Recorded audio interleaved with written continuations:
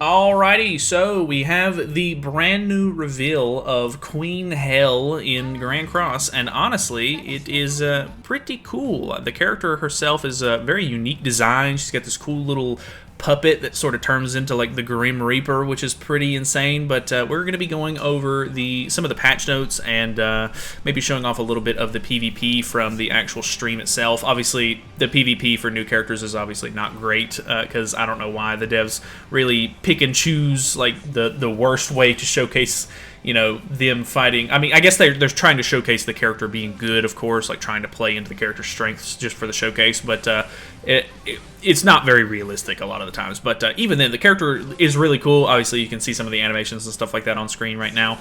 Very, very, very cool character. Honestly, a little bit edgy with the whole like Grim Reaper scythe sort of stuff, and then obviously it is a woman, and people do like summoning for women, so there's also that going for it as well. So let's hop into this thing. Alrighty, so first and foremost, we have the character and the banner. The character is pretty interesting. You can see there's quite a bit of text and everything like that we're going to have to deal with the passive, and we do have the skills and ultimate as well that's translated by Kane from the 70S Leaks Discord. Shout out to him.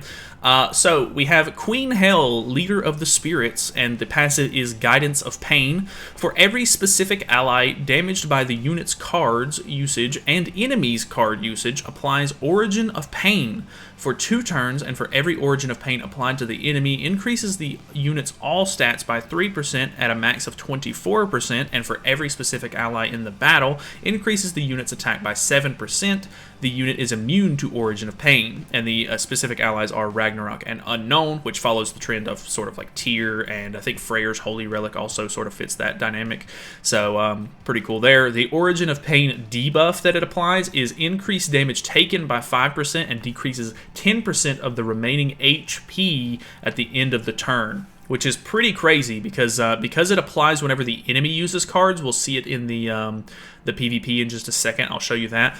It seems like they just apply debuffs to themselves by attacking, and then they sort of just start the game with like less HP, which is actually insane. Like pretty weird and crazy to think about. So, the first skill is Draining Death. Inflict pain damage by 120% of the attack to a single enemy. Pain is at the use of skill for every Origin of Pain stack to the enemy. Increases attack-related stats by 12%, which is pretty crazy. Like, that's a pretty crazy increase. You'll see they pretty much annihilate Purgatory Melee with this card, and obviously, they're applying the Origin of Pain debuff quite a bit. It works obviously kind of like Mael or Estarossa, where you're sort of applying these debuffs, and then you have a card that really takes advantage of those debuffs being on the enemy. Skill 2 is an AoE Reaping Death. Inflicts damage by 140% of attack to all enemies and decreases enemies' critical chance and damage by 30% for 2 turns. So basically just a big debuff here, trying to reduce the damage that they deal to you, which is pretty standard, I think. And then ultimate is Damnation, which is apply buff to the unit that increases damage dealing by 50%.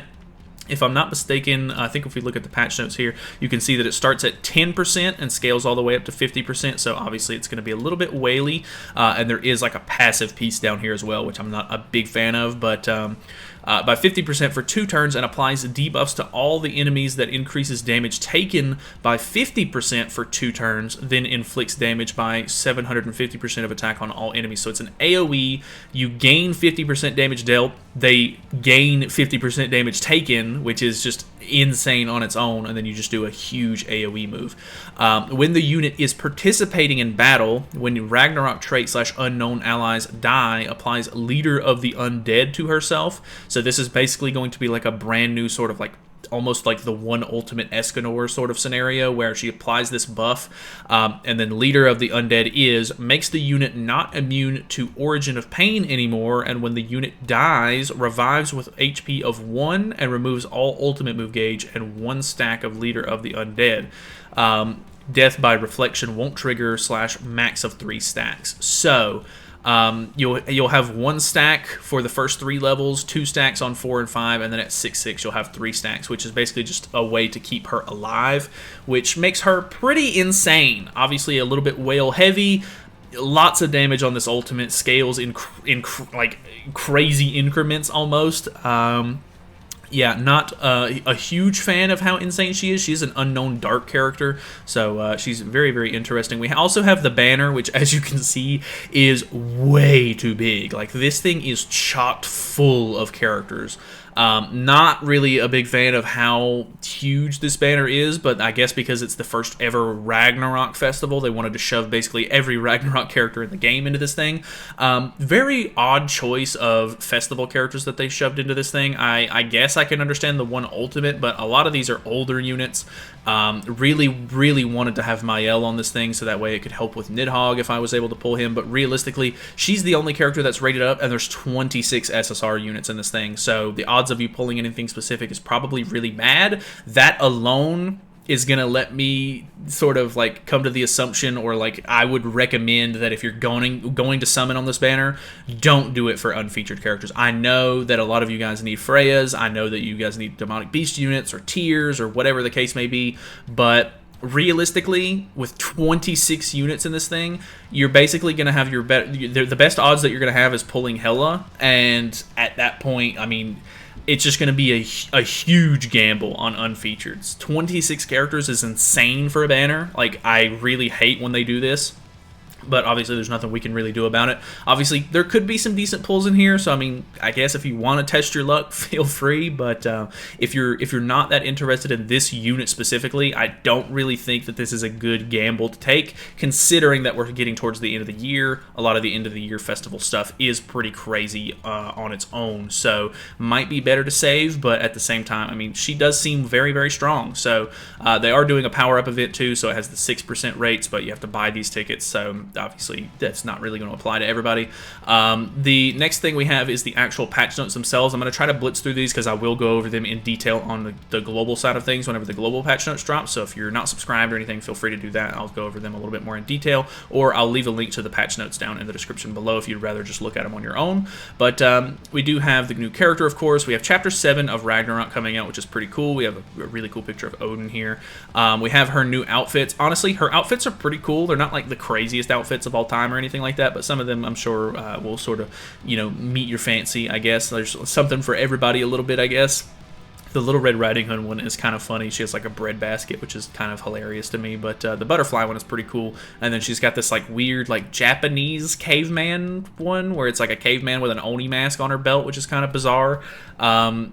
Actually, let's look at the PvP really quickly before we get too much into like the extra patch note stuff. So if we watch the actual PvP match itself, I'll go ahead and full screen this just so that way you guys can see it as good as possible here. But they also have this new feature where you can see the graces that the characters have on them pop up above the character, which is pretty cool. And so we're going to see them go up against the Demon King, which is obviously the most relevant team in the meta right now. They also did release a new Ragnarok card set. I'm not 100% sure if they have that on or not, but I think it just increases like crit defense to make the characters a little bit tankier. So I don't know, could be kind of helpful, but you can see, I mean, they're not taking like crazy damage.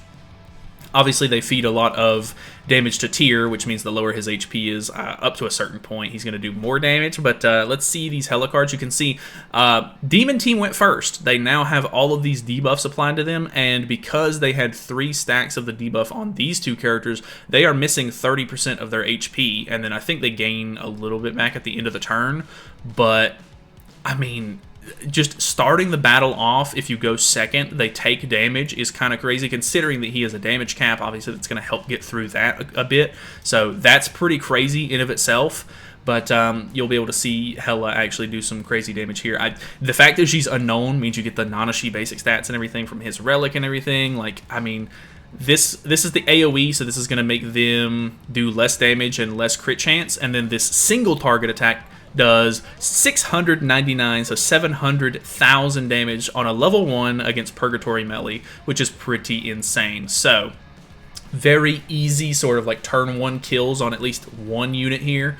I don't know, just actually kind of wacky. Obviously, I think in this match, Demon Kings ends up popping stats at some point. Actually, did he pop stats? I don't think he pops stats this turn, no. So even without his stats popped, he ends up killing off the Freyr here with a level 3 card does really good damage to him, of course. I mean, obviously, this isn't going to make Demon King or anything like completely irrelevant by any means, but definitely a very, very interesting character. So, encroachment on the Freyr, or the tier. Sorry, I always get them mixed up. And then I think, yeah, they just end up using a bunch of cards with Hela here. So, actually, I'm pretty sure that goes through damage cap because he has not popped stats yet. And that is very, very interesting. So she uses the cards. Is he above 50%? I think he's right at 50%. I think that was just really lucky that they're able to kill there, because I think it was like just below damage cap, I guess. But you can see, I mean, the single target's going pretty crazy, just doing a bunch of damage here. It doesn't kill the Cusack off, and they end up using the ultimate on him, which obviously the devs have 6/6 on all of their ultimates and everything. But, you know, increases her damage dealt by 50. They take 50% more damage, 1.1 million just on Cusack alone. Obviously, Cusack is not like the craziest character by any means, so I mean, it is what it is, but still really impressive damage. We are getting a new card set, like I said. We are getting 2 new relics. We have a crazy Roxy relic, which is pretty interesting, and then we have the original red-haired Danafor Liz, which I'm excited about because I like red-haired Liz.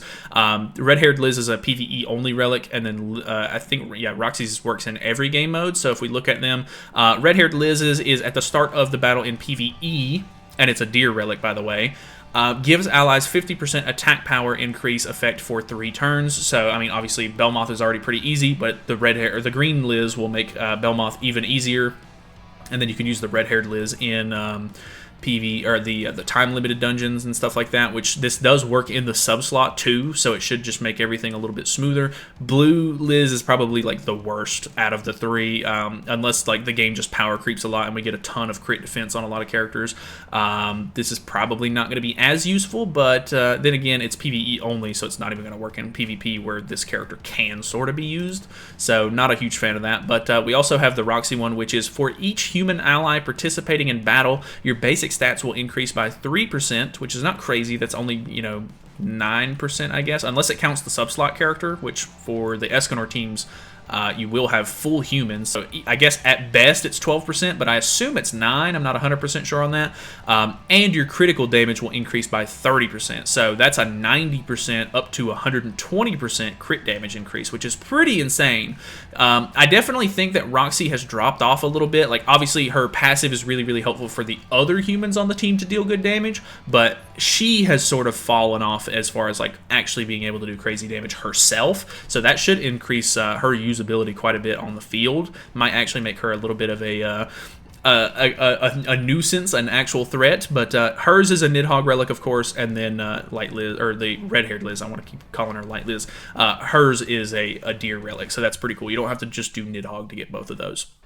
Obviously, we have a new ranking season. They're giving out Waylo as a reward. We have new ticket bundles and stuff like that, so you can pull the new character. They are doing a login event. You get 200 free diamonds from logging in, and you get 30 diamonds. I'm not sure if this is 200 or if this is 170, but I think they've advertised that you get 200 diamonds throughout the festival, so I think this might be just like a really good login bonus. And then on top of that, you get 30 gems from the special tickets, or special missions, and then you get a full tickets worth of... or a full multi's worth of tickets there. And then we have a roulette event, which is nothing crazy, pretty standard stuff there. You'll get some of the tickets and everything, or the entries for the bingo event, sorry, not tickets. They are also adding a boss battle for the giant twins from Ragnarok, which is kind of cool. So you have Galga and Glaive, which I don't know exactly how this is going to play, but I do like these characters. I hope they become playable characters at some point to help out the giant race, but I'm not 100% sure when that will happen, if it ever does. We obviously have 10 diamonds right here as the max reward, which is great, and then they have an exchange shop as well, which has some pretty decent stuff in it, pretty standard. They're also doing the Artifact Wish event again, but it's for Ragnarok cards, so if you've missed any of the Ragnarok specific cards, you'll be able to wish for those. Other than that, they have the sort of like boosting sort of buffs event that they do for pretty much every festival now. We have a Ragnarok clear event, so if you've completed all of the current Ragnarok chapters, you'll get rewards for some of those. And then we have Fort Solgris event, King Exchange event, which is pretty standard. We have a boosting event for all of the normal stuff that they do during festivals again. JP is getting a new Hawk Pass. So they are getting an equestrian Liz outfit, which I think this is for old school Princess Elizabeth in celebration of maybe her LR. I don't know, kind of weird that they would go back to an old school Liz for the new costume, but I guess it is what it is. If you need that, feel free. They are increasing ads or whatever, so you can get more rewards for that. New combat event. Here's all of the sort of like quality of life changes, so you'll be able to see the graces above their heads. You can hide your name now in game for like cleaner screenshots, which is kind of cool. Couple of small things here or there just to improve, like just small things. Knighthood, or I think this is Guild Boss or Guild Wars. Actually, they're improving a little bit here. I don't play Guild Wars, so I don't really know what this is even changing, but that's cool, I guess. They're making it to where you can super awaken all at once, which is really, really nice. That'll just save a little bit of time. And then what is this one? Improve so that you can skip by tapping the screen. Okay, so when you're improving characters, you don't have to hit the skip button. You can just tap the screen. A couple of bug fixes, which is cool. They are adding blue Elat, blue Champion Meliodas, and I think this is the new green Elaine to the tickets. Obviously, the Elaine is only going towards the fairy like race draw tickets, but the other two are actually getting added to the SSR ticket, which is kind of nice, I guess. It's been a while, but still no Demon Chandler, still no Demon Cusack. Very bizarre. So not really a big fan of that. They're also getting rid of the relic materials for the Attack on Titan collab, so if you need to build any of the Attack on Titan characters' relics, or you can actually use those boxes on old collab characters if you don't have their relics instead, so make sure that you use those because they will get deleted soon. And then Heroes Arena information on Season 3, they're basically just making it to where Hel is a seasonal slash special unit, so she gets the buffs or whatever for Heroes Arena. So that's pretty cool as well. That's pretty much the entirety of the whole thing. So hopefully that was pretty helpful, informative. I should hopefully have timestamps and everything so you can skip around. Obviously, we're at the end of the video, so you probably already figured that out by now, or it's too late. But either way, thank you guys so much for watching. Hopefully you guys enjoyed. Let me know what you think about the new character and everything. She does sound pretty crazy. Obviously, a lot of people are super on the fence because this is a weird time. There could definitely be some crazy stuff coming in the future with New Year's and everything, and normally there's another collab that we get before the end of the year, so could be worth skipping to save for bigger and better things. But then again, if you always save, I guess you'd never have any of the new cool stuff whenever it comes out. So I don't know. Let me know if you're going to summon or not. I will see you guys later. We will definitely be doing live summons and everything like that when a character drops on global, but that is it for me. So thanks for watching. Feel free to subscribe. I'll see you later.